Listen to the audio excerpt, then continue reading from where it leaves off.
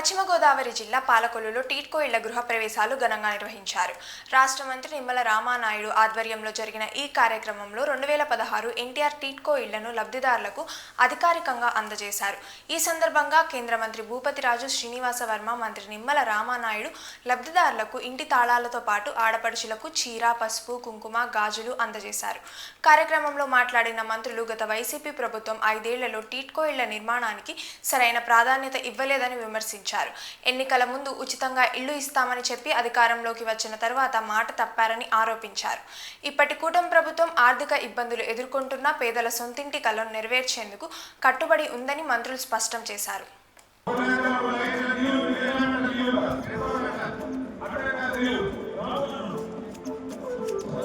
మీరు వెళ్ళి చేయించుకోవాలంటే మీకు 40,000 అవుతుంది. కరెంటు లైన్స్ అన్నింటికి లోపల ఇంటర్నల్ పెట్టడానికి, అదేవిధంగా పెయింటింగ్స్, అదేవిధంగా ఇంకా పుట్టి, అంటే ఈ రకంగా మళ్ళీ మీరు చేయించుకుంటే 1,50,000 అయిపోతుంది.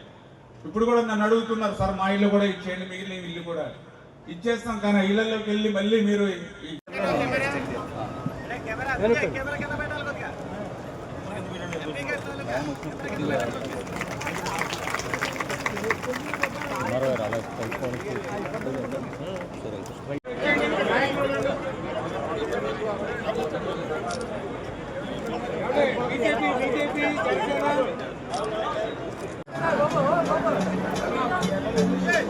మంది కూడా ఇంకా కొంచెం 10 మంది.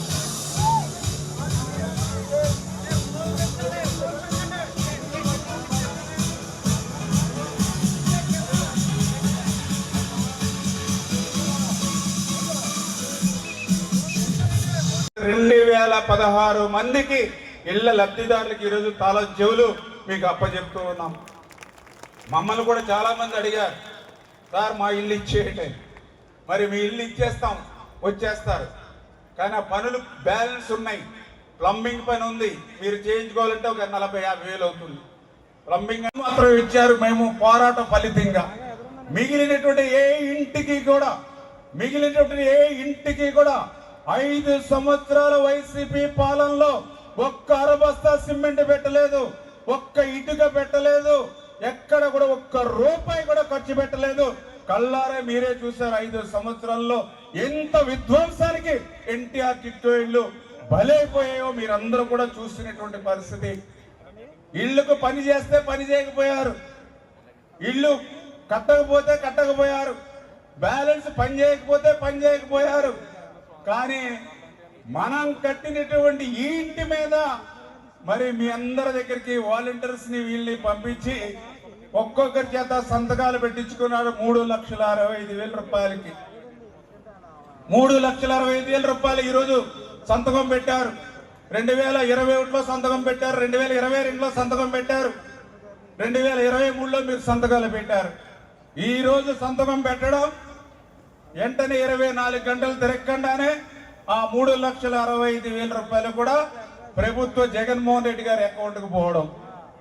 ఆ రోజు ఒక పండుగ వాతావరణం ఉండాలి. ప్రతి వ్యక్తి కూడా జీవితంలో కళలు అనేది సొంతింటి కళ. మనం ఏనాటికైనా మనకంటూ ఒక ఇల్లు ఉండాలి అనేటువంటి ఒక కోరిక ప్రతి ఒక్క వ్యక్తిలోనూ కూడా ఉంటుంది అనేటువంటి విషయం మనందరూ కూడా తెలుస్తుంది. ఆ విధంగా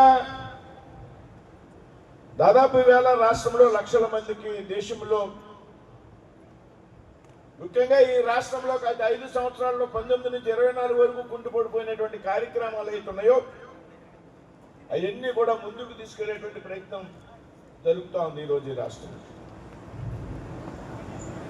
ఇవాళ మనంతా కూడా దాదాపు 2,016 మందికి ఈ రోజున రాబోయేటువంటి జూన్ నాటికి మరొక 1,500 మందికి గతంలో ఇచ్చినటువంటి 14-19 కాలంలో ఇచ్చినటువంటి 3,500 ఇళ్లలో దాదాపు పాలకొల్లులో 6,200 అర్బన్ హౌసింగ్ ఇళ్ళు కూడా ఏ విధంగా నిర్మించారు అంటే, ఒక బయట అపార్ట్మెంట్ కొనుక్కుంటే మనంతా కూడా 50 లక్షలు 60 లక్షలు పెట్టి ఏ విధంగా నిర్మాణం ఉంటుందో దానికన్నా ఆధునికమైనటువంటి టెక్నాలజీతో, షేర్ వార్డ్ అనేటువంటి కొత్త టెక్నాలజీతో ఈ ఇళ్లను నిర్మించడం జరిగింది. ఈ సందర్భంలో మనం ఈ ప్రధానమంత్రి ఆవాస్ యోజన, ఆవాస్ అంటే గృహం, ఈ ప్రధానమంత్రి ఆవాస్ యోజన కింద ఇక్కడ నిర్మించినటువంటి ఇళ్లకి వేళ మనంతా కూడా గృహప్రవేశం చేస్తున్నామంటే మనం ముందుగా ముగ్గురు వ్యక్తుల గురించి ఆలోచన చేయాలి. భారత ప్రధానమంత్రి నరేంద్ర మోడీ గారు, అప్పుడు అర్బన్ డెవలప్మెంట్ శాఖ మంత్రిగా ఉన్నటువంటి వెంకయ్య నాయుడు గారు, 14 నుంచి 19 వరకు ముఖ్యమంత్రిగా ఉన్నటువంటి చంద్రబాబు నాయుడు. ఏదైతే భారత ప్రధానమంత్రి ఈ దేశంలో సామాన్య ప్రజల యొక్క సొంత ఇంటి కళ నెరవేరాలి అనేటువంటి ఒక ఆలోచనతో నరేంద్ర మోడీ గారు ప్రధానమంత్రి ఆవాస్ యోజన అనేటువంటి ఒక పథకాన్ని ప్రవేశపెడితే, అదే సమయంలో ఆంధ్రప్రదేశ్ చెందినటువంటి మనందరికీ కూడా తెలిసినటువంటి నాయకుడు, కేంద్ర గృహ నిర్మాణ శాఖ మంత్రిగా ఉన్నటువంటి వెంకయ్య నాయుడు గారు దేశంలో అన్ని రాష్ట్రాల కన్నా కూడా ఆయన సొంత రాష్ట్రం కాబట్టి ఆంధ్రప్రదేశ్కి ఎక్కువ గృహాలు కేటాయించడం. 14 నుంచి 19 వరకు పెద్ద ఎత్తున చురుకుగా కొనసాగి కొంతమంది లబ్ధిదారులకు అందజేయడం జరిగింది. అయితే ఏదైతే 14 నుంచి 19 వరకు వచ్చినటువంటి ప్రభుత్వం ఉన్నదో ఆ ప్రభుత్వ వైఖరి కారణంగా మీ అందరూ కూడా చాలా ఇబ్బంది పడినటువంటి పరిస్థితి మీ అందరికీ కూడా తెలుసు, నాకు కూడా తెలుసు. ఆ రోజున 3 కేటగిరీలుగా గృహ నిర్మాణాలు ప్రారంభమయ్యాయి.